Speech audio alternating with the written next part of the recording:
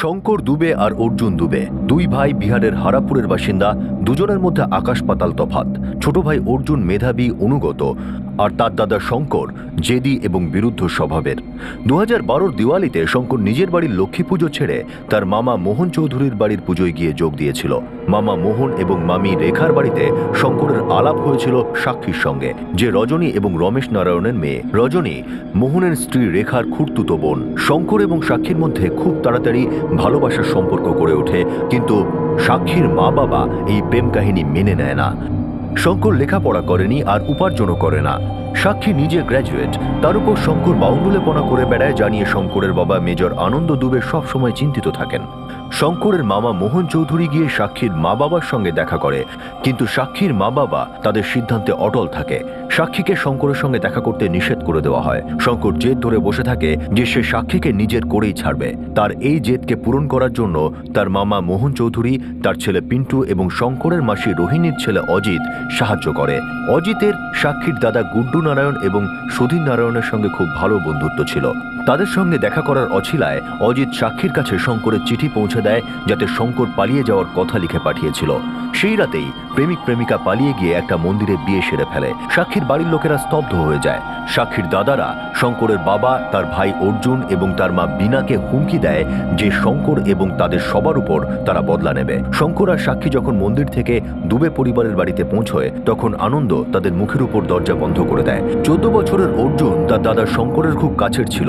সে তার দাদাকে সাহায্য করতে চায়, কিন্তু সে অসহায়। শঙ্কর আর সাক্ষীকে মোহন চৌধুরী, তার বড় মামা সুনীল চৌধুরী তাদের গ্রাম থেকে বহু দূরে লখনৌতে বসতি স্থাপন করতে সাহায্য করে। 2014 অর্জুন দুবে এখন 16 বছরের হাই স্কুল স্টুডেন্ট। তার দিদি সুজাতা এবং জামাইবাবু রমনের বাড়িতে থাকতে এসেছে অমরনগরে। অর্জুনের ইচ্ছে হলো সে এখানকার কলেজে ভর্তি হবে। আর তারপর হঠাৎই একদিন সুজাতার বাড়িতে তার সাথে অজিত দেখা করতে আসে, যে তাদের দুজনেরই মাসি রোহিণীর ছেলে। শঙ্কর যখন সাক্ষীকে নিয়ে পালিয়ে গিয়ে বিয়ে করেছিল, তখন থেকে মেজর আনন্দ দুবে মোহন চৌধুরী, সুনীল চৌধুরী এবং রোহিণী পাণ্ডের সঙ্গে সব সম্পর্ক ভেঙে দিয়েছিল। এবার অজিত পাণ্ডে যখন সুজাতার বাড়িতে আসে, তখন সে অর্জুনকে গ্রামে আসার নিমন্ত্রণ জানায়, যাতে আগের মতো সম্পর্ক গড়ে ওঠার এক সূচনা হয়। সুজাতা বেশ দ্বিধাগ্রস্ত ছিল অর্জুনকে সেখানে পাঠাতে, কেননা সে জানে যে তার বাবা এই বিষয়টা মোটেই মেনে নিতে পারবেন না। কিন্তু অর্জুনের মনে হয় যে যখন তার রোহিণী মাসির ছেলে অজিত এত দূর থেকে এসেছে তার সঙ্গে দেখা করতে, তখন তারও অজিতের সঙ্গে গ্রামে যাওয়াই উচিত। অজিত সুজাতাকে ভরসা দেয় যে সে অর্জুনকে 2 দিন পরে সুজাতার বাড়িতে পৌঁছে দিয়ে যাবে। 2 দিন অতিক্রান্ত হয়, অর্জুনের কোনো খবর আসে না। এবার দেখুন, তুমি তো বলেছিলে 2 দিনের মধ্যে অর্জুনকে বাড়ি পৌঁছে দেবে। আরে দিদি, তুমি এত চিৎকার করছো কেন? আমাকে অর্জুনের সঙ্গে কথা বলাও, তাড়াতাড়ি কথা বলাও, ব্যাস। কথা তো আমি বলাবই, কিন্তু তার জন্য মূল্য চোকাতে হবে। কি বললে তুমি? কিসের দাম? 15 লাখ টাকা আমার চাই। কি? যদি অর্জুনকে ফেরত পেতে চাও তাহলে 15 লাখ টাকা দিতে হবে। দুই ভাই শঙ্কর আর অর্জুন একে অপরের খুব কাছের ছিল। বুদ্ধিমান অর্জুন সবসময় তার মা বিনার সঙ্গে সহমত ছিল যে তার বাবা আনন্দের শঙ্করকে ক্ষমা করে দেওয়া উচিত আর তাকে বাড়িতে ফিরে আসতে বলা উচিত। এখন প্রশ্ন এটাই উঠছিল যে শঙ্করের এভাবে সাক্ষীকে নিয়ে পালিয়ে বিয়ে করার মাসুল কি অর্জুনকে দিতে হচ্ছিল? কি ছিল এই অপহরণের আসল কাহিনী? আপনার দ্বারা ডায়াল করা নম্বরটি এই মুহূর্তে বন্ধ রয়েছে। দয়া করে কিছুক্ষণ পরে। এখনো ফোনটা সুইচ অফ। এই অজিত পাগল হয়ে জানি তো, হ্যাঁ? 15 লাখ টাকা চাইছে। অর্জুন আর অজিত দুজনের ফোনই সুইচ অফ। আর এখন আমি মা বাবাকেও কিছু বলতে পারবো না। দেখো সুজাতা, তুমি ভয় পেও না। একটা কাজ করছি, আমরা সকাল পর্যন্ত অপেক্ষা করি, না হলে সোজা পুলিশ স্টেশনেই যাব।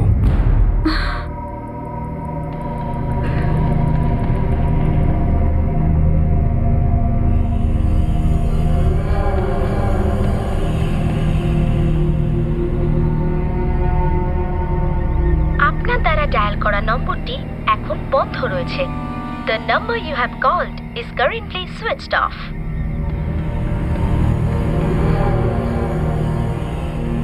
আপনার মাসির ছেলে অজিত কোথা থাকে? লখিমপুর। স্যার, ও 3 দিন আগে এসেছিল, আর আমার ভাই অর্জুন ওর সাথেই গেছিল। আপনার ভাই অর্জুন আর আপনার মাসির ছেলে অজিতের সাথে কি কোনো পুরনো শত্রুতা ছিল? না স্যার, আমার ভাই অর্জুনের বয়স মাত্র 16 বছর, ছোট এখনো ও স্যার। অর্জুনের বাড়ি মানে আপনার বাপের বাড়ি ঠিক কোথায়? হারাপুর স্যার। এর বাবা এই 4 মাস আগেই ফোর্স থেকে রিটায়ার হয়েছেন। মেজর র্যাঙ্ক ছিল, খুব সম্মানীয় ব্যক্তি। আপনার ভাই অর্জুন আর আপনার মাসির ছেলে অজিত পাণ্ডে, দুজনের নাম্বার এখানে লিখে দিন।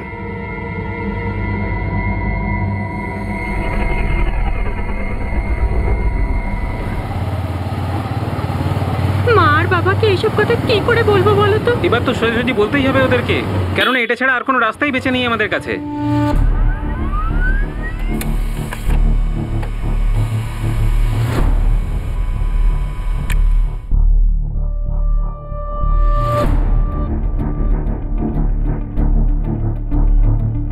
আর এসব কি বাজে কথা বলছিস সুজাতা? আমি খুব বড় অন্যায় করে ফেলেছি বাবা।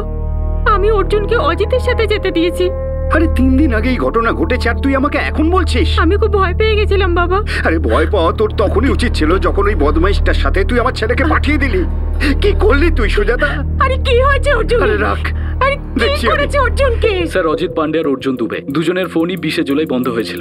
অজিত পান্ডের ফোন গতকাল সকালে অন হয়েছিল। হতেই হবে, ও সুজাতার থেকে 15 লাখ টাকা মুক্তিপণ চেয়েছে। আচ্ছা, দুজনের ফোনের লাস্ট লোকেশন কি বলছে? স্যার, আমাননগর ছাড়া 2 ঘন্টা পর গয়া সিটিতে দুজনের ফোন অন হয়েছিল। অজিতের ফোন যেখানে অন হয়েছিল সেই লোকেশনটা হলো জাহানাবাদ। দুজনেই দুই বোনের ছেলে, অজিত আর স্যার, অর্জুন। এই অজিত অর্জুনকে লখিমপুর নিয়ে যাচ্ছিল, যেখানে ওর মামা আর মাসি থাকে। আসলে অর্জুনের তরফ থেকে পুরো মায়ের পরিবার ওখানেই থাকে। পরিবারেরও একই বক্তব্য, একজন আরেকজনকে দোষ দিচ্ছে। আর এই দুই তরফের মধ্যে যা কিছু হচ্ছে বাইরে থেকে দেখা যাচ্ছে না। স্যার, লখিমপুর গিয়ে দেখতে হবে। হয়তো যেটা দেখতে পাচ্ছি না সেটা দেখতে পাবো। রোহিণী দিদির ছেলে কি পাগল হয়ে গেল? 15 লাখ টাকা চাইছে অর্জুনের জন্য। 2 বছর হয়ে গেছে আমরা ওদের শেষ দেখেছি। আর আমাদের পিছন পিছন ওই ইঁদুরের মতো ওই ছেলেটা কেন গেল আমার মেয়ে সুজাতার বাড়িতে? আর কেন নিয়ে গেল আমাদের অর্জুনকে? তোমাদের পরিবারের সব লোকজন না নিশ্চয়ই কোনো ষড়যন্ত্র করেছে। এই কি বলছিস বিনা? আমাদের ছেলে এরকম করতে পারে না ও কখনো। 3 দিন আগে আমার সুজাতার বাড়ি থেকে আমার অর্জুনকে নিয়ে গেছিল। আরে বিনা, আমাদের অজিত 1 সপ্তাহ হলো পাটনা গেছে কোনো জরুরি কাজে। এই সময় সবচেয়ে জরুরি আমার অর্জুন। রোহিণী দিদি, তুমি এখনই অজিতকে ফোন করো, জিজ্ঞেস করো যে অর্জুন কোথায়, কি করেছে ওর সাথে। আরে 15 লাখ টাকা কেন চাইছে? তুমি এক্ষুনি জিজ্ঞাসা করো, এক্ষুনি জিজ্ঞাসা করো। আমাদের খুব চিন্তা হচ্ছে। আরে নিজেকে কেন দোষ দিচ্ছ সুজাতা? এতে তোমার দোষ থোড়াই আছে। আরে তুমি তো জানতে না যে অজিতের মাথায় এই সমস্ত ষড়যন্ত্র চলছে। শোনো না, একটু ঠান্ডা মাথায় চিন্তা করো না। কি করে মাথাটা ঠান্ডা রাখবো? তোমাকে আগেই বলেছিলাম তোমার ওই ভাই মোহন আর সুনীলের সাথে কোনো সম্পর্ক রেখো না, কারণ ওরাই তোমার শঙ্করের মাথাটা খেয়েছে। এইসব হয়েছে 2 বছর হয়ে গেছে। শঙ্করকে কেন এসবের মধ্যে টেনে আনছো? আরে শঙ্করই তো এইসবের জন্য দায়ী। আর ওই মূর্খটা ওদের ষড়যন্ত্রটা বুঝতেই পারলো না। আর তুমি আর অর্জুনও শঙ্কর আর ওদের জন্য সাফাই গাও। সব ঠিক হয়ে যাবে, দেখো, তুমি চিন্তা করো না। আমাদের অর্জুন আবার ফিরে আসবে। আরে অপহরণ করেছে ওরা, মুক্তিপণ পর্যন্ত চাইছে। আরে অপহরণ কি বোঝো?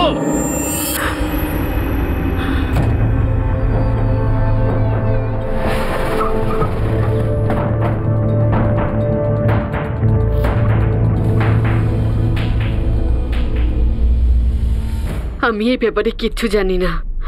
অজিত আমাকে একটা কথাও বলেনি যে আমার বোন বিনার মেয়ে সুজাতার কাছে যাচ্ছে অর্জুনকে এখানে আনার জন্য। বাড়িতে তো কেউ নেই স্যার। তাহলে কোথায় গেল রোহিণী?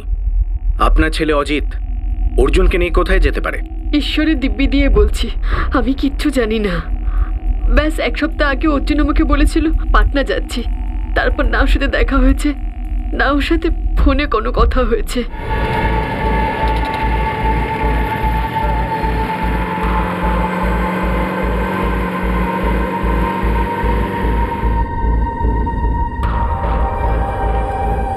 স্যার, এই অজিত পান্ডের ফোন এখনো সুইচ অফ বলছে। ওর ফোনের মধ্যে যে কটা নাম্বার আছে সবার সাথে যোগাযোগ করো। হচ্ছে না ও কার কার সাথে যোগাযোগ করেছিল। স্যার, মনে হচ্ছে এটা অপহরণের কেস, কিন্তু এর মধ্যে পরিবারগত শত্রুতাও থাকতে পারে। রহস্যটা না খুললে কিচ্ছু বোঝা যাচ্ছে না।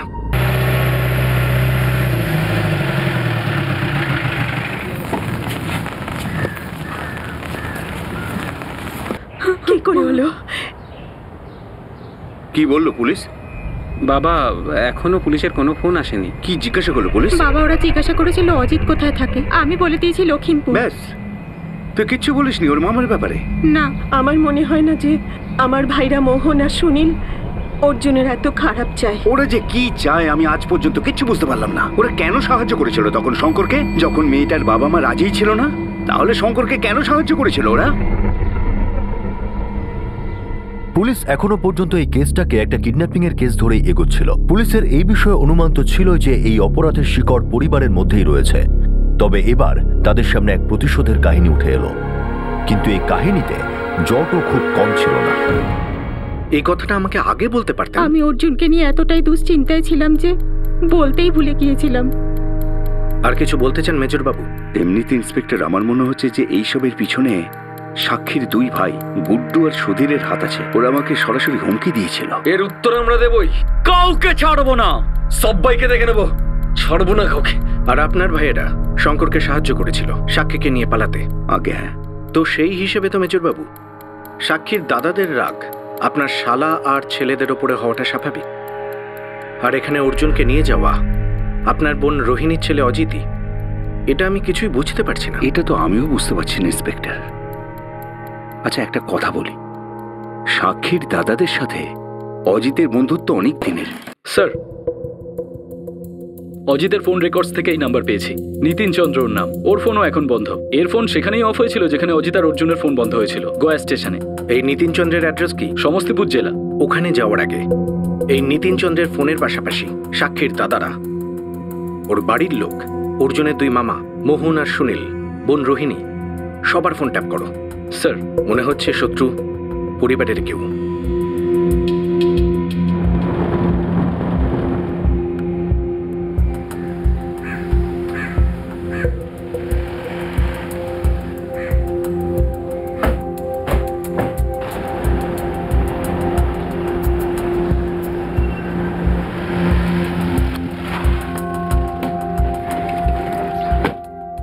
আপনাকে কি বলবো বলুন? ব্যাস, অজিত তো আমার ভাগ্নে।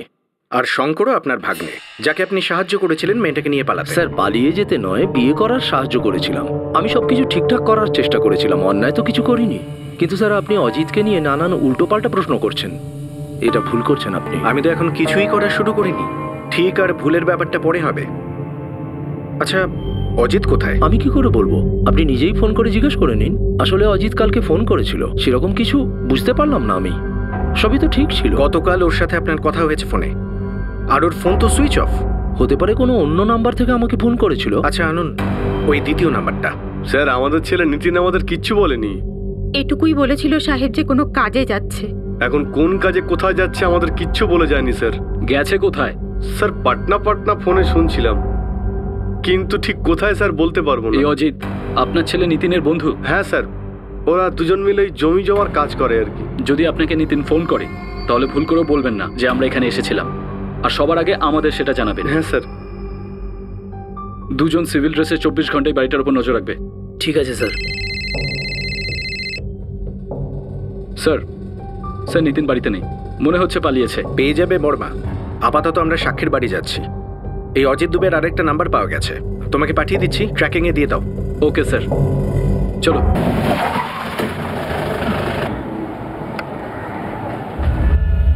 সাক্ষী আমাদের মেয়ে ছিল। 2 বছর আগে সব সম্পর্ক শেষ হয়ে গেছে স্যার।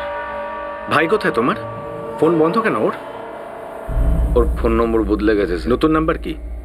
ফোন নাম্বারের সাথে সাথে অ্যাড্রেসও বদলে ফেলেছে। আমরা কেন অ্যাড্রেস চেঞ্জ করব? আমরা পালিয়ে যাওয়ার লোক নই স্যার। সুধীর দোকানে রয়েছে, কাজ করছে।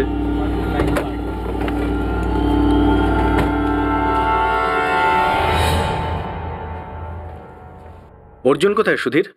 অর্জুন? কোন অর্জুন স্যার? শঙ্করের ভাই অর্জুন দুবে। অর্জুন দুবে? না স্যার, আমি জানি না ও কোথায় আছে। কেন স্যার, কিছু হয়েছে নাকি? ওই হুমকিটা তো 2 বছর আগে দিয়েছিলাম স্যার, রাগের মাথায় দিয়েছিলাম। হ্যাঁ স্যার, যখন বোনকেই ভুলে গেছি তখন আর ওদেরকে মনে রেখে কি হবে? আর স্যার, অর্জুনকে কিডন্যাপ করে আমরা কি পাবো? আমাদের বোন তো আর আমাদের সঙ্গে নেই। কিন্তু স্যার, এইসবই যদি করতাম তাহলে অজিতকে কেন ইনভলভ করতাম? দেখো ভাইয়েরা, এখন বাজে সন্ধে 6টা। সকাল 6টা অবধি টাইম দিচ্ছি আমি। বেশি ভাবনা চিন্তা করার কোনো প্রয়োজন নেই। যখনই সত্যি বলার ইচ্ছে আর সাহসটা হবে বলে দিও। উল্টোপাল্টা বললে আমাদের ডান্ডা কথা বলবে। 12 ঘন্টা সময় আছে নিজেদের হাড় গোড় বাঁচানোর জন্য।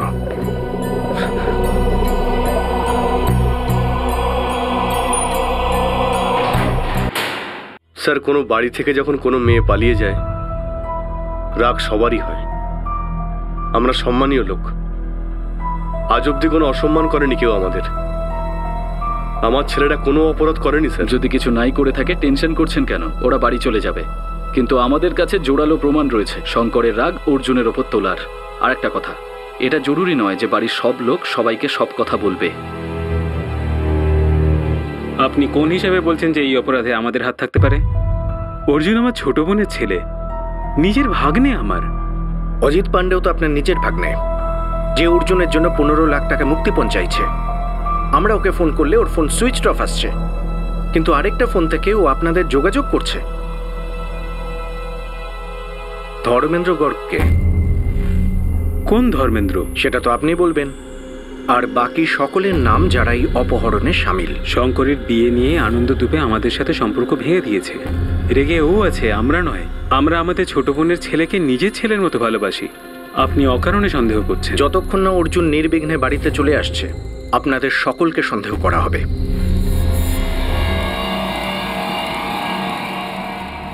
বাবা, পুলিশ বলছিল যে অজিতের ওই আরেকটা মোবাইল ছিল না, যেটা দিয়ে ও সুনীল আর মোহন মামার সঙ্গে যোগাযোগ রাখতো, এখন ওটাও বন্ধ আসছে। আর বাবা, কোনো ধর্মেন্দ্র গর্গের নাম বলছিল। অজিত আর তোমার ভাইরা মিলে চাইছে নাকি? আরে খুলে তো বলুক না, টাকা নাকি বদলা? স্যার, সাক্ষীর 2 ভাইকে খুব পিটিয়েছি, কিন্তু দুজনেই মুখ খোলেনি। আমারও ব্যাপারটা একটু অদ্ভুত লাগছে। হুমকিটা সাক্ষীর দাদারা দিয়েছিল, কিন্তু শঙ্করের মামারাও এতে জড়িত মনে হচ্ছে। আর এটা ঠিক অজিতই অর্জুনকে নিয়ে গেছে, আরও মুক্তিপণও চেয়েছে। স্যার, এই শঙ্কর মামাদের খুব ঘনিষ্ঠ ছিল, ওর ওপর খোঁচরা নজর রাখছে। অজিতের আরেকটা নাম্বার সুইচ অন হয়েছে? না স্যার। পুরো 5 দিন হয়ে গেল ছেলেটা নিখোঁজ, ঠিক লাগছে না। আর স্যার, এই ধর্মেন্দ্র নামের ছেলেটা কালকে দুপুরের মধ্যে ওর কল রেকর্ড চলে আসবে। লোকাল নাম্বার নয়, বাইরের। অর্জুন নিখোঁজ হয়েছে 5 দিন হয়ে গেছে, আর পুলিশের বেশ কয়েকজনের উপর জোরালো সন্দেহ ছিল। পরের দিন একটা খবর এলো, অন্য একটি পুলিশ স্টেশনেও অর্জুনের ছবি দেওয়া হয়েছিল, আর তার বিষয়ে কিছু তথ্য। এটাই সেই ছেলে স্যার, নাম অর্জুন দুবে, আর ও আমার নাগার থেকে নিরুদ্দেশ। 3 দিন আগে এই ছেলেটার ছবি আমাদের পাঠানো হয়েছিল স্যার। ঠিক আছে, তুমি যাও।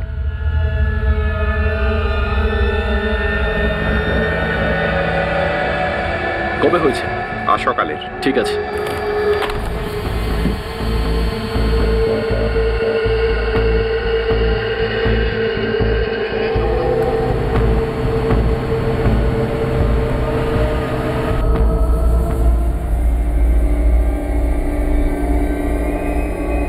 এই অর্জুন দুবে। স্যার, গুলি মাথায় মারা হয়েছে, পয়েন্ট ব্ল্যাঙ্ক রেঞ্জ থেকে। তারপর লাশটাকে পুকুরে ফেলা হয়।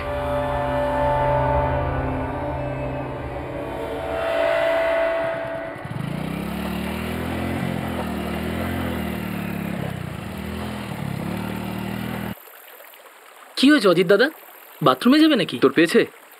হ্যাঁ। তাহলে যা করে, আমার বন্ধুর সাথে একটু দরকার আছে।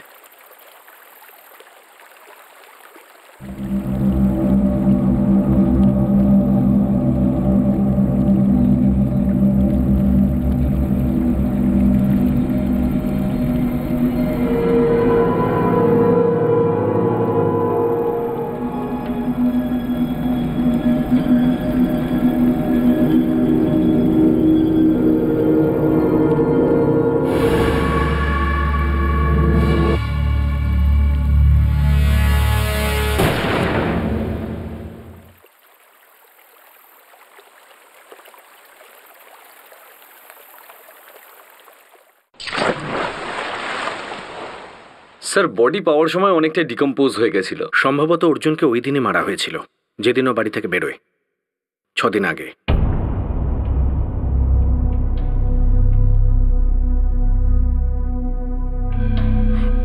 কি বললো পুলিশ? কি বললো পুলিশ?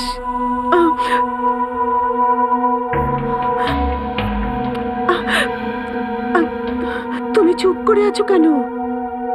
কি বললো পুলিশ? আমাদের অর্জুনকে পাওয়া গেছে, কিন্তু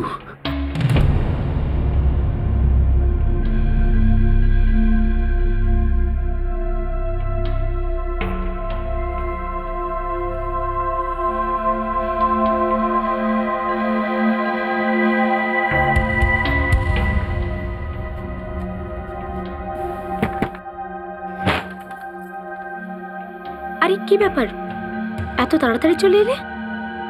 একটা খারাপ খবর আছে সাক্ষী। কি খবর আছে শঙ্কর?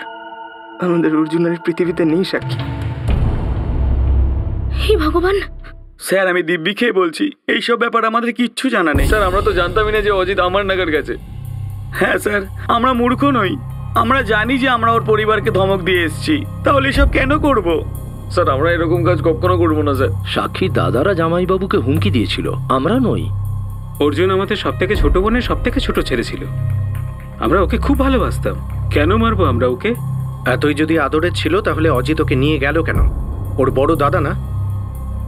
কার কথায় খুনটা করলো আমরা কি করে বলবো? স্যার, ধর্মেন্দ্র গার্গের ফোন রেকর্ড চলে এসেছে। শহরের বাইরের না? লখনৌ স্যার, লখনৌ পুলিশকে বাড়ির অ্যাড্রেস দিয়ে দিয়েছে। লখনৌয়ের ধর্মেন্দ্র গর্গ আসলে কে?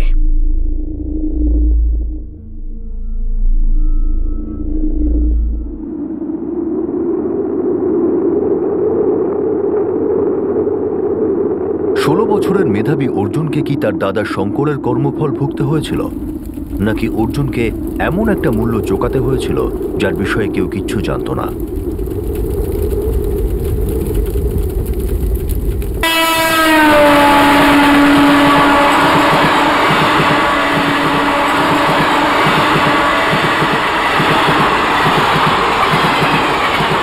অজিত তো শুধু মেরেজ ইন্সপেক্টর, এই খুনের সঙ্গে যুক্ত ছিল যারা, প্রত্যেকের সাজা হোক আমি চাই। মেজর বাবু, আমরা এই ষড়যন্ত্রের গভীরে যাব, দোষীদের আমরা ধরবই। ভুল তো শঙ্করই করেছিল, ওর ভুলের সাজা আমার ছোট ছেলে অর্জুন কেন পেল? সাক্ষীর ভাইদের সঙ্গে আমার ছোট ছেলে অর্জুনের কোনো শত্রুতা ছিল না স্যার। আপাতত সাক্ষীর দাদাদের বিরুদ্ধে আমাদের কাছে কোনো প্রমাণ নেই, কিন্তু হ্যাঁ, অজিত পান্ডের বিরুদ্ধে প্রমাণ আছে। একবারও হাতে চলে এলে সব রহস্য খুলে যাবে, যে অর্জুনের হত্যায়ও কেন সামিল ছিল আর কিভাবে।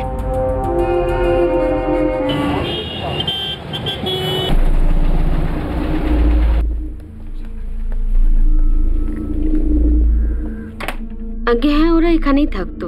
শঙ্কর আর সাক্ষী স্বামী স্ত্রী ছিল। এখন কোথায়? এই সময় তো ওরা বাইরে গেছে, ওদের গ্রাম হারাপুর।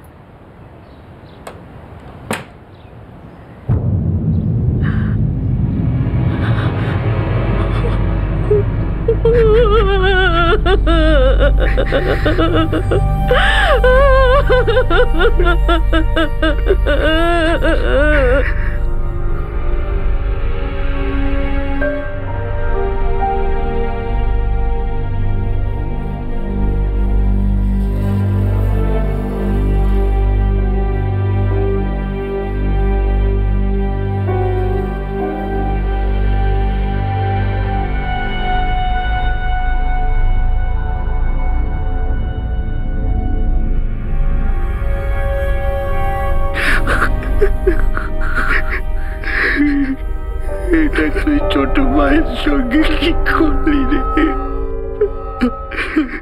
তো ছোট ভাইকে খুলি করে মেরেছি।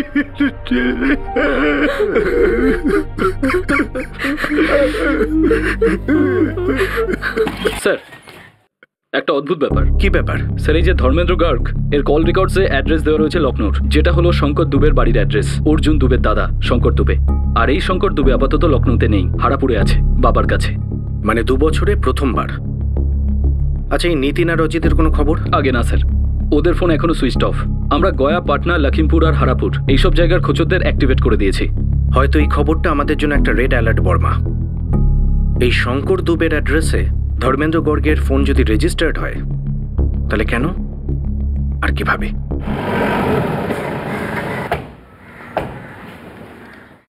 আগে ধর্মেন্দ্র গড় আমাদের বাড়ির মালিক, আমি ওনার দোকানে কাজ করি।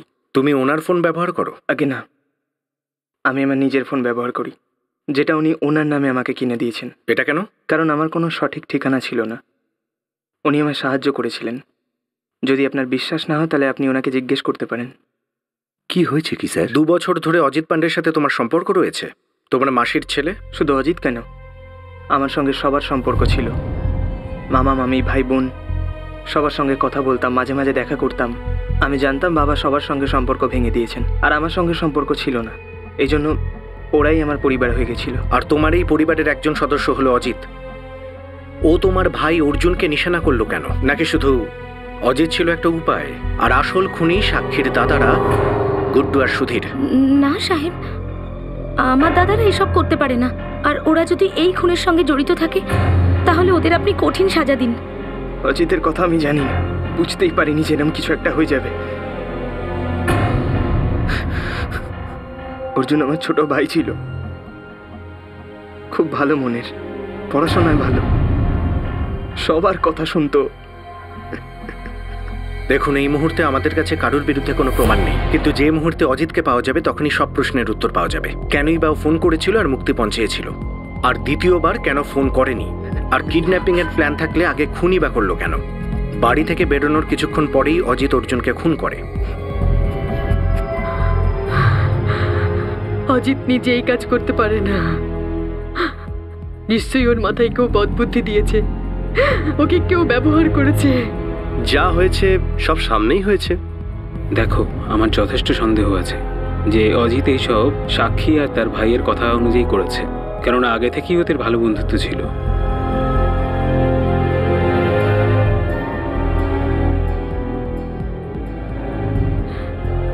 না গো না, এটা কিছুতেই সম্ভব নয়। শত্রুতা অন্য জায়গায়, আমাদের ছেলে গুড্ডু আর সুধীর কখনো কারো খুন করতেই পারে না। তোমার পুরো ভরসা আছে? কেন, তোমার নেই নাকি? সাক্ষীকে তো আমরা সে কবেই ভুলে গেছি। সত্যিই কি ভুলতে পেরেছি?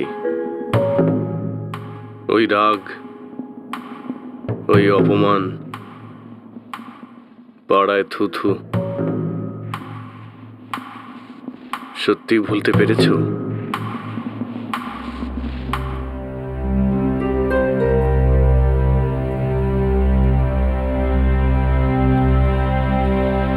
আরে দাদা, আস্তে চালাও না। আরে দাদা, দাদা পড়ে যাবো তো।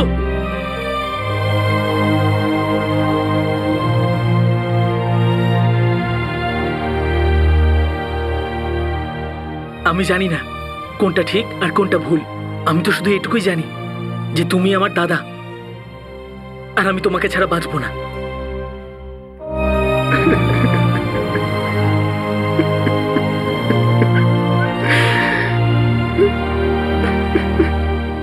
স্যার, পাটনা থেকে গোবিন্দ কথা বলছি। বল গোবিন্দ। এখানে একটা লজে আপনার ঘুঘু তো ধান খাচ্ছে।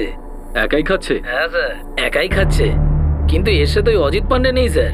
এই ষড়যন্ত্র অনুযায়ী অজিতকে এক দীর্ঘ সময় ধরে আন্ডারগ্রাউন্ড থাকতে হতো, এত দীর্ঘ সময় পর্যন্ত যে যতক্ষণ এই কেসের জ্বলে ওঠা আগুন নিভে না যায় আর এই কেসের ফাইল সরকারি দপ্তরের ধুলোর মধ্যে যতক্ষণ হারিয়ে না যায়। কিন্তু জানা কথা এটা হয়নি, কেননা এমনটা হয় না।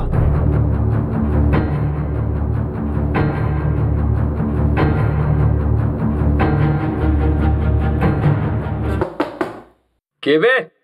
আমি ম্যানেজার। চন্দনবাবু, আপনি থাকবেন না চেক আউট করবেন? আপনি কালকেও ভাড়া দেননি। আবে এ ম্যানেজার, কেউ রোজ রোজ ভাড়া দেয় নাকি? চেক আউট করার সময় দিয়ে দেবো, যাও। বাজে কথা বলতেস। তোর জন্য লকআপে একটা ভালো রুম রেখে দিয়েছি, সেখানে সারা দিন শুয়ে থাকবি, কিন্তু ঘুমোতে পারবি না, শুধু কাঁদবি। চল। স্যার, কেন মারা হচ্ছে সেটা আমি সত্যি জানি না। আমি শুধু টাকার জন্য এসব করি। মালগড়ি কত পাবো? 10,000 দেবো। পাগল হয়ে গেছিস নাকি? একজনকে লাইফ টাইম শুয়ে দিতে হবে, মিনিমাম 50,000 লাগবে। 50,000 অনেক বেশি হয়ে যাবে। একটা কাজ কর, আর 10 নিয়ে নে। বন্ধু, সেজন্য কনসেশন দিচ্ছি, 25-এ ফাইনাল কর। একটাও পয়সা পাইনি স্যার আমি। অজিত শুধুমাত্র আমার হাতে 5,000 টাকা দিয়েছিল বন্দুক আনার জন্য। তোরা জানতিস তোরা কাকে মারতে যাচ্ছিলি? হ্যাঁ স্যার, অজিত বলছিল ওর মাসির ছেলেও, অর্জুন নাম। কি শত্রুতা ছিল সেটা আমি জানি না স্যার, আমি জিজ্ঞেস করিনি, আর অজিত কখনো বলেনি। অজিত কোথায়?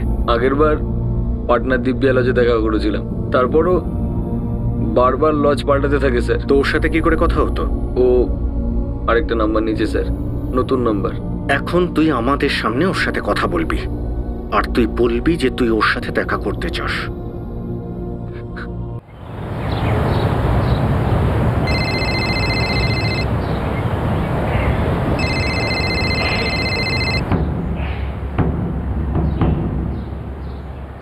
আরে কোথায় মারা গেছিলিস তুই? আরে তাড়াতাড়ি আয় ভাই। এই পৌঁছাচ্ছি ভাই। আচ্ছা শোন, মার্কেটের একদম কোণেতে যে চায়ের দোকানটা আছে না, ওখানেই বসে আছি, চলে আয়। হ্যাঁ ঠিক আছে, পৌঁছাচ্ছি।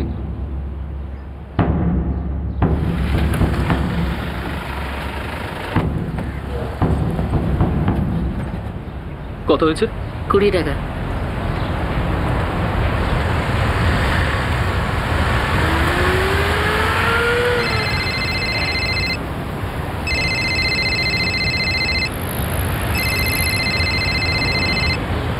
আরে কোথায় মরে গেছিস তুই?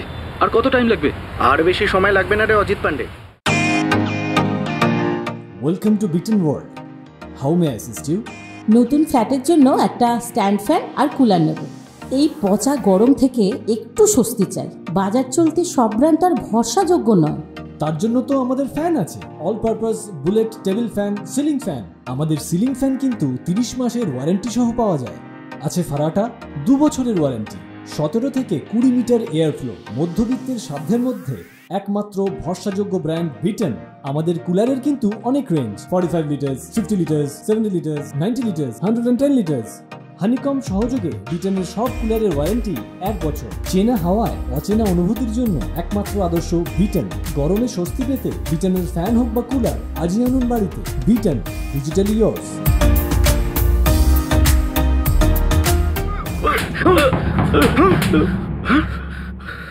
এবার তাড়াতাড়ি বল, তুই তোর মাসির ছেলে অর্জুনকে মারলি কেন?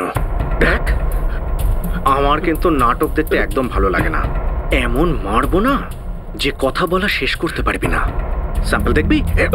বলছি স্যার, বলছি স্যার, আমি একা ছিলাম না এতে। সেটা আমরা জানি। তোর সাথে আর কে কে ছিল সেটা বল।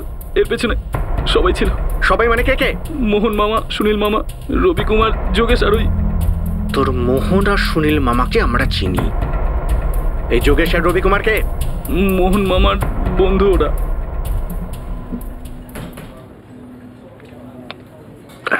কিরে, বুঝেছিস কোথা থেকে টাকা আসবে? কি উপায় বের করেছে তুমি? জামাই বাবুর ঘরটাকেই টার্গেট করেছো। কোনো কষ্ট করতে হবে না, বসে বসেই বড় লোক হয়ে যাবে। আচ্ছা, আমাদের হিস্সাটা কত হবে? এইসব বিষয়ে আগে সালটে নিলে ভালো হয়। এত সাহস কি করে হয় তোদের? হ্যাঁ, কিসের ভাগ দেব? আমি যদি তোদের চারানা পয়সাও দিই, বুঝবি আমি কত মহান। বুঝেছিস? এইটা তো ঠিক করছো না। আমরা ভাই ফালতু লোক কি করে হলাম? আমরা তো তোমার প্ল্যানটা জানি।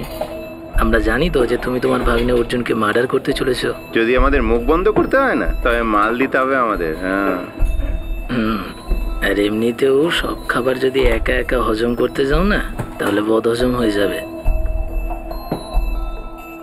মোহন মামা নেশাতে মুখ খুলে ফেলে, আর আমার কিছু করার থাকে না। প্রথমে 4 ভাগ হওয়ার কথা ছিল, তারপর 6 হয়ে গেল। 4 থেকে 6 হয়ে গেল। ওই 4 জন কে কে? মোহন মামা, সুনীল মামা, তুই আর তোর বন্ধু নিতিন চন্দ্র।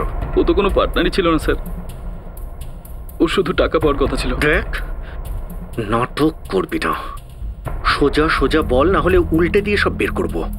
শঙ্কর দুবে, অর্জুন দুবের দাদা।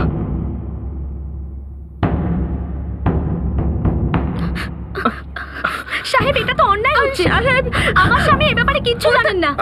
অজিত কি বললো স্যার? কিছু বলুন অন্তত স্যার। 4 জন ভাগিদার ছিল এই খুনে। মোহন শুক্লা, সুনীল শুক্লা, অজিত পান্ডে, আরে আপনার ছেলে শঙ্কর দুবে। আর আপনারা যারা ওকে বাঁচানোর জন্য এত চিৎকার করছেন, ওকে একবার জিজ্ঞেস করুন তো, ও নিজেকে আদৌ নির্দোষ মানছে কি? ও কি একেবারেই জানতো না যে ওর ভাই অর্জুনকে খুন করা হবে?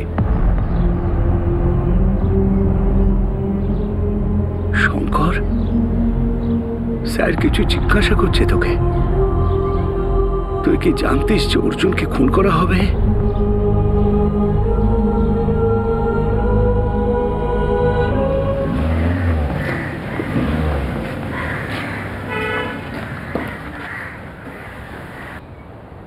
সিনহাবাবু, আপনি কাগজপত্র ওইভাবেই রেডি করুন। আপনি সঠিক সময় সঠিক সিদ্ধান্ত নিয়েছেন মেজরবাবু। আপনি এত কষ্ট করে এত সব কিছু করেছেন, এরপর যদি আপনার পরিবারে কোনো ঝামেলা অশান্তি হয়, সেটা আপনার পরিবারের পক্ষে ভালো হবে না। আপনার যা কিছু রয়েছে তার সব কিছুর আপনি দলিল বানিয়ে ফেলুন। না না মামা, আমি তো এই ব্যাপারটা বিশ্বাসই করতে পারছি না। আরে আমি তোকে মিথ্যে কথা কেন বলবো? কালকে উকিল বাবু তোদের বাড়ি গিয়েছিল তোর বাবার সঙ্গে কথা বলতে। পিন্টু ওনার অফিস থেকে সব খবর নিয়ে এসেছে। বাবা আমার উপর রাগ করতে পারেন, কিন্তু ওনার মন এত কঠিন নয়। তুই না কিছু বুঝতে চাইছিস না। একটা কাজ কর, দুদিনের জন্য এখানে চলে আয়, জরুরি কিছু কথা বলতে চাই তোকে। দেখ জামাইবাবু যেটা করতে চলেছেন সেটা আটকাতে হবে তো। বিয়ের পর যখন নিজের সংসার চালাই তখন আমি চাল ডালের আসল মূল্য বুঝতে পেরেছিলাম। জীবনটা ঠিক পথে চলছিল না।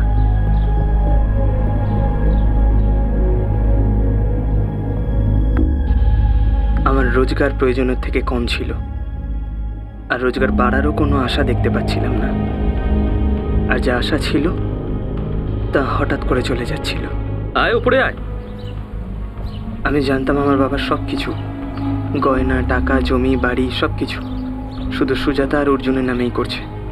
আর এর মধ্যে ওই ফ্ল্যাটটাও ছিল যেটা উনি আমার নামে কিনেছিলেন পাটনাতে। শুনে আমার মাথায় আগুন জ্বলে যায়। যখন তোর বাবার মনেই তোর জন্য কোনো জায়গা নেই, দলিলে কোত্থেকে জায়গা হবে বল? আমাদের জামাইবাবু তো একে কোনোদিনই ক্ষমা করবে না। আনন্দ বেশ সবই বুঝতে পারে, কিন্তু বয়স্ক লোক যখন যা ইচ্ছা তাই করে বসে। কিন্তু অর্জুনের কি হলো আবার? মানে একটা কথাও বললো না তখন? ওর তো কিছু বলা উচিত ছিল, মুখে তালা লাগিয়ে বসেছিল পুরো। আর বলবেই বা কেন? সব সম্পত্তি তো ওর নামেই হতে চলেছে। ও কিন্তু ভীষণ চালাক ছেলে, বলে দিলাম। অজিতদা, অর্জুন আমার ছোট ভাই হয়, আর বাবার থেকেও বেশি ভালো ও আমাকে বাসে। আরে বাবু, টাকার সামনে না সমস্ত ভালোবাসা ছোট পড়ে যায় রে। আচ্ছা একটা কথা বল, অর্জুন যদি চাইতো তোর আর তোর বাবার মধ্যে একটা সমঝোতা করতে পারতো না? করতে পারতো কি না? কিন্তু করালো না। আর করাবেই বা কেন? আরে তোকে এর মধ্যে নিলে ওর নিজের ভাগ তো কম পড়ে যাবে। এসব শোনার পরে আমার মাথা কাজ করছিল না। আমি তো কিছু বুঝতেই পারছিলাম না কি ভাববো, কি করব। আমি তোকে সোজা কথাটা বলছি। হিসেবটা হলো অর্জুনকে পথ থেকে সরাতে হবে। একবার যদি অর্জুন পথ থেকে সরে যায় তাহলে তোর বাবার সামনে তো কোনো উপায় থাকবে না। তখন তোর হাতে সব সম্পত্তি তুলে দেবেন। আরে কি যে বলছো না তোমরা, আমি কিচ্ছু বুঝতে পারছি না। আমি তোকে বোঝাচ্ছি, শোন। দেখ ভাই, রাস্তা থেকে সরানোর মানে এটাই, ওকে পৃথিবী থেকে সরাতে হবে। কি বলছোটা কি তুমি? অর্জুন আমার ছোট ভাই হয়, বুঝেছো? আমরা একই মায়ের পেটের ভাই। Welcome to Biten world. How may I assist you? নতুন ফ্ল্যাটের জন্য একটা স্ট্যান্ড ফ্যান আর কুলার নেব। এই পচা গরম থেকে একটু স্বস্তি চাই। বাজার চলতে সব ব্র্যান্ড আর ভরসাযোগ্য নয়। তার জন্য তো আমাদের ফ্যান আছে, all purpose bullet table fan, ceiling fan. আমাদের সিলিং ফ্যান কিন্তু 30 মাসের ওয়ারেন্টি সহ পাওয়া যায়। আছে ফারাটা 2 বছরের ওয়ারেন্টি, 17 থেকে 20 মিটার এয়ার ফ্লো। মধ্যবিত্তের সাধ্যের মধ্যে একমাত্র ভরসাযোগ্য ব্র্যান্ড বিটেন। আমাদের কুলারের কিন্তু অনেক range, 45 litres, 50 litres, 70 litres, 90 litres, 110 litres. Honeycomb সহযোগে বিটেনের সব কুলারের ওয়ারেন্টি 1 বছর। চেনা হাওয়ায় অচেনা অনুভূতির জন্য একমাত্র আদর্শ বিটেন। গরমে স্বস্তি পেতে বিটেনের ফ্যান হোক বা কুলার, আজই আনুন বাড়িতে। Beaten, digitally yours.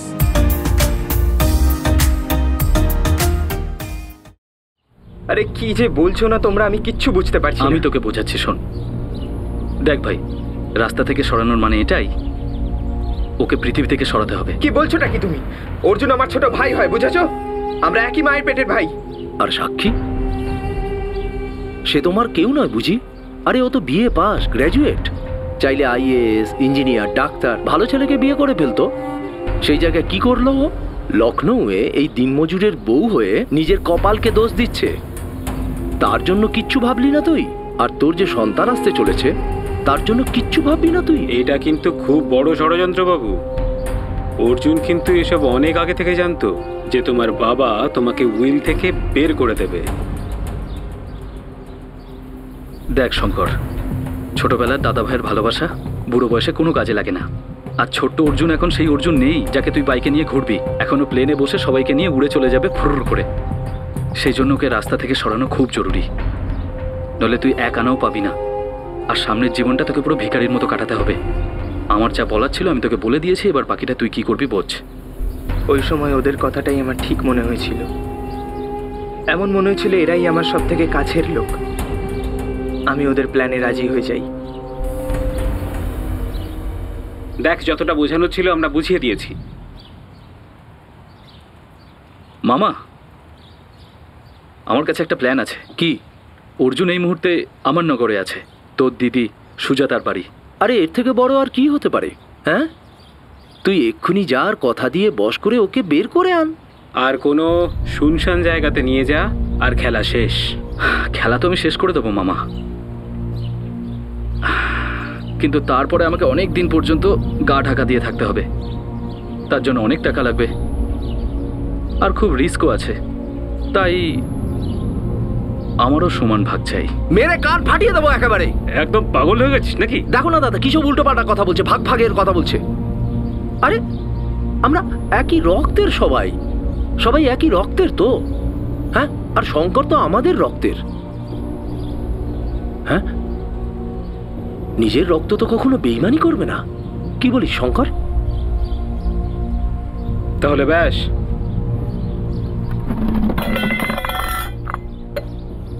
প্ল্যান পাক্কা। অজিত এই কাজটা শেষ করবে, কিন্তু ও যেন ধরা না পড়ে। আর তার খরচা আর দায়িত্ব আমাদের তিনজনের। পাক্কা? হ্যাঁ। এই শঙ্কর, একটু হাস তো ভাই, তুই এবার খুব বড় লোক হতে চলেছিস। আমি নিজে ওর খেয়াল রাখবো, আর দুদিন পরে তো ওকে তোমার কাছে দিয়ে যাব। কি ছোটু? হ্যাঁ, আসছি। বসেছিস?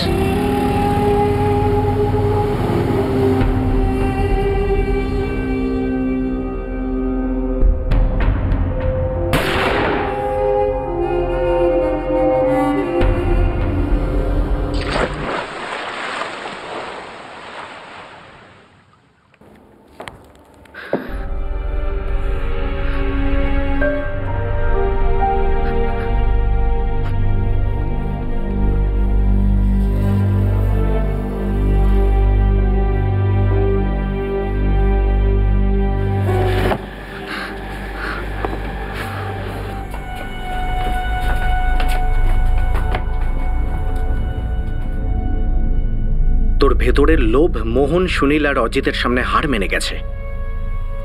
এই কথাটা কি তোর মাথায় আসেনি? যে লোকগুলো টাকার জন্য তোর 16 বছরের ভাইটাকে মেরে ফেলতে পারে, তারা তোকে রাস্তা থেকে হাঁটানোর জন্য 2 মিনিট ভাববে না। যত কম ভাগ তত বেশি টাকা। এই সাধারণ হিসেবটা তুই বুঝলি না? টাকার সম্পর্ক রক্তের সম্পর্কের থেকেও বেশি হয়, যা মনুষ্যত্বকে ভেতর থেকে কুড়ে কুড়ে খেয়ে ফেলে।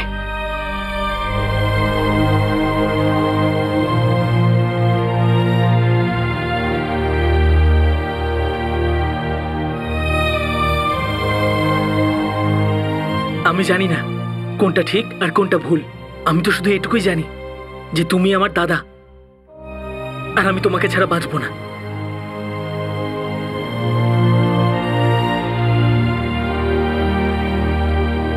সুধীর ও গুড্ডু, সাক্ষীর 2 দাদা নির্দোষ প্রমাণিত হয়। তাদের এই হত্যার সঙ্গে কোনো যোগাযোগ ছিল না, কিন্তু সাক্ষীর পরিবারের লোকেরা সাংঘাতিকভাবে বিস্মিত ছিল যে তাদের শঙ্করের বিষয়ে ধারণা তাদের কল্পনার থেকেও বেশি সঠিক ছিল।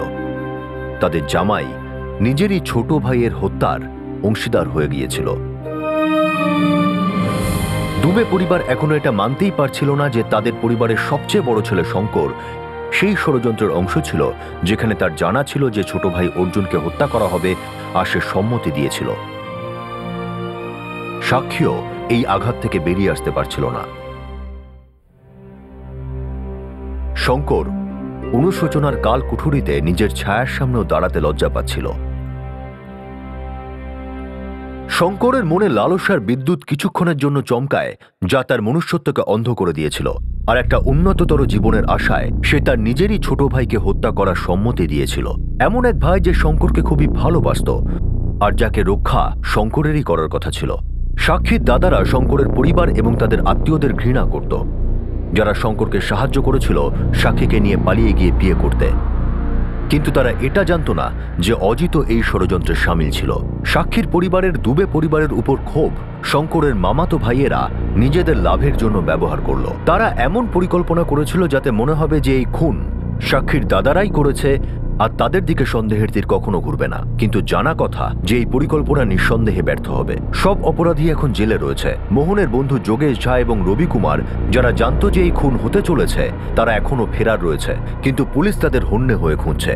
সব অভিযুক্তের বিরুদ্ধে আইপিসির 302 ধারা অনুযায়ী হত্যা, 120 বি ধারা অনুযায়ী ক্রিমিনাল কনস্পিরেসি আর ধারা 27 আর্মস অ্যাক্টের অভিযোগ দায়ের করা হয়েছে। সবাই আপাতত আইনি হেফাজতে রয়েছে। আজ দুবে, চৌধুরী, নারায়ণ আর পান্ডে পরিবারের কারো মনে খুশি নেই। এরা প্রত্যেকেই কাউকে না কাউকে হারিয়েছে। পরিবারের মধ্যে ঘনিষ্ঠ সম্পর্কের মধ্যে অতি গুরুতর মনোমালিন্যেরও নিষ্পত্তি করা সম্ভব, কিন্তু কোনো তৃতীয় পক্ষ বা বাইরের লোককে ব্যক্তিগত মতানৈক্যের ফায়দা তুলতে দেওয়া, সেটা অনেক বড় আর দুঃখজনক মাশুল আদায় করতে পারে।